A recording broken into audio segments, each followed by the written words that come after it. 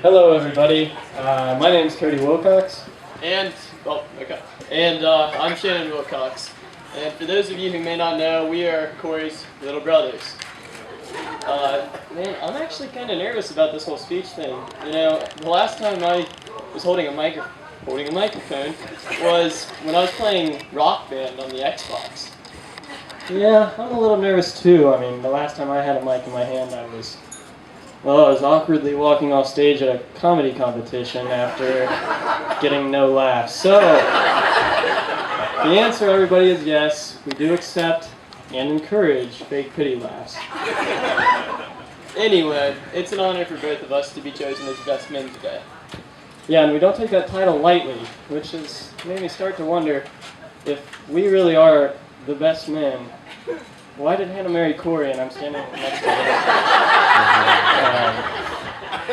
I can only assume it's because Hannah was intimidated by my incredible good looks and charisma, and she's still under the impression that Shannon here is a girl.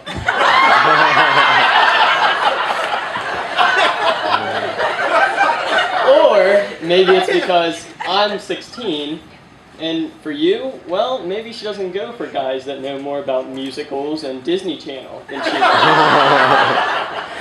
Well, at least I didn't play with dolls when I was a kid.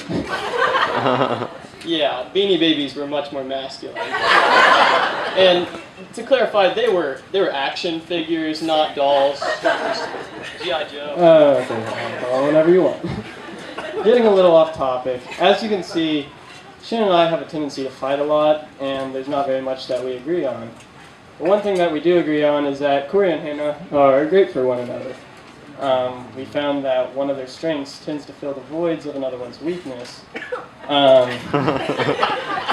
For example, one of Hannah's strengths is that she is smart and level-headed.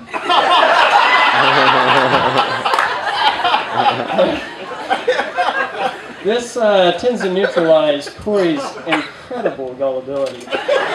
I mean, for those of you who don't know, Corey will believe anything, no matter how crazy it is. I mean, when I was in second grade, I told him that Michael Jordan was coming to my second grade class to sign autographs, and it wasn't until he gave me every piece of Jordan memorabilia that he had that I told him I was joking.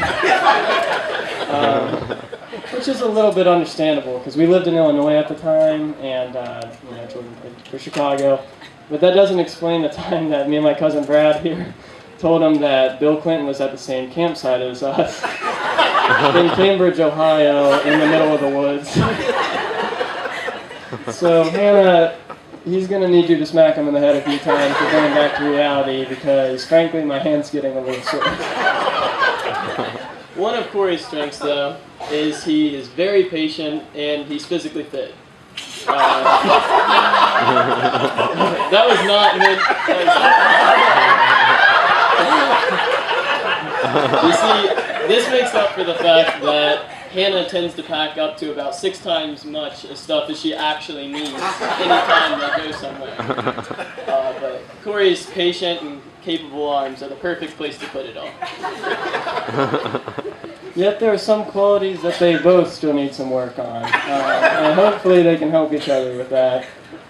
One of these qualities is their inability to maintain focus. They both get distracted so easily. It's like a 6-year-old at a petting zoo after a case of I remember when they first met, we were on an intramural softball team together, and every time I looked into the outfield, they were standing next to each other talking, while the balls went whizzing right past them. And I can only assume that's why we never made it to playoffs. That and the fact that we were all terrible at softball to begin with. But I guess if they're being distracted by each other, that's all right. So, as you can see, these two need each other. And as far as for Corey, I mean, I'm sorry, but it's a miracle that he's made it this long on his own. You see, we had a much longer list of Corey's flaws written down, but we decided to narrow it down a little bit.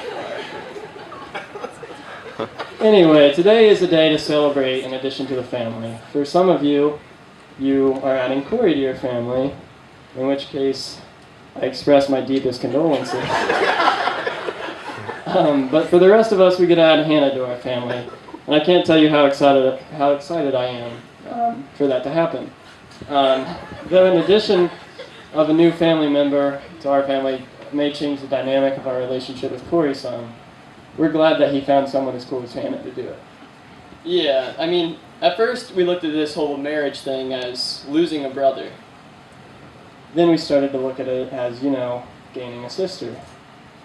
But now we've noticed Corey spending an unusual amount of time shopping and going to the farmer's market and other feminine things with Hannah, which has led us to the final conclusion that we have now lost a brother, but gained two sisters.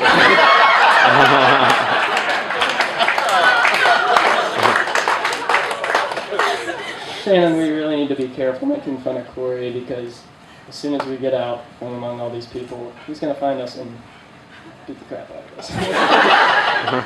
Yeah, but he can't do anything to us while we're up here holding the mic. And besides, I don't have to be able to take Corey, I just have to be able to outrun you. But in all seriousness, after getting to know Hannah, we've realized that she deserves the best guy this world can offer.